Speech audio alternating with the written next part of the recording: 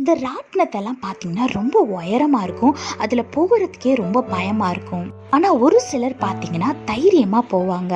ஏன்னா அதை நல்லா ஸ்ட்ராங்காக தான் கட்டியிருப்பாங்க. நம்ம கீழே விழாத மாதிரி நல்லா ஸ்ட்ராங்காக தான் கட்டியிருப்பாங்கன்ற ஒரு நம்பிக்கையோட ஜாலியாக அந்த ராட்டினத்தில் ஏறி சுற்றி வருவாங்க. இதே மாத்தாங்க நம்மளோட வாழ்க்கையில் நம்ம நம்பிக்கை எது மேலே யார் மேலே இருக்குதோ அதுக்கு ஏற்ற மாதிரி நம்ம பயப்படாமல் எந்த காரியம்னாலும் செய்வோம்.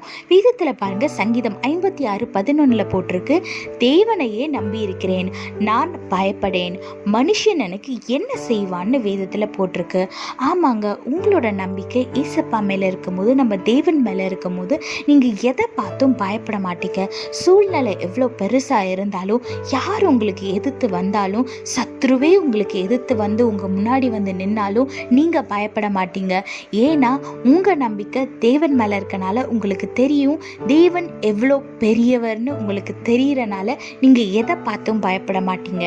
அதனால எப்படிப்பட்ட சூழ்நிலையா இருந்தாலும் சரி, எப்படிப்பட்ட வியாதியா இருந்தாலும் சரி, எவ்வளவு மோசமான மனுஷங்க உங்களுக்கு வந்து எதிர்த்து நின்னாலும் சரி, நீங்க அதை பார்த்து பயப்படாம எதிர்த்து நின்று தேவன் உங்களுக்கு கொடுத்த அதிகாரத்தை மனசுல வச்சு இயேசுவின் நாமத்துல அந்த சூழ்நிலையை பார்த்து பேசுங்க. அந்த சூழ்நிலை மாறும், அந்த வியாதி விலகி போகும்.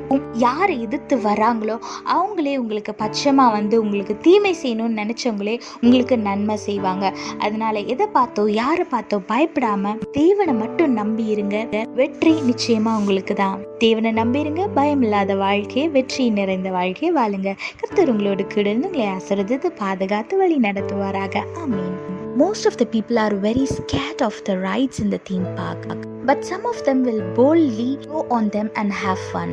That's because they trust that the rides are very safe for them and it will not harm them. Likewise, in our life, when our trust is in our Lord, we will not be afraid of anything. Look what the Bible says in Psalm 56:11. In God I trust and I am not afraid. What can man do to me? Yes, when your trust is in God, you will not be afraid of anyone or anything or any situation. If you know how great our God is, you will not be afraid of anything. So whenever you're facing a problem, remember how great our God is and talk to the situation in Jesus' name, and all the problems will fade away and all the diseases will vanish from your body, and those who came against you will come to your side and will do good things to you. So don't worry about the situation and trust in the Lord who can change the situation and live a fear-free life. God bless you all. Have a blessed day. Amen.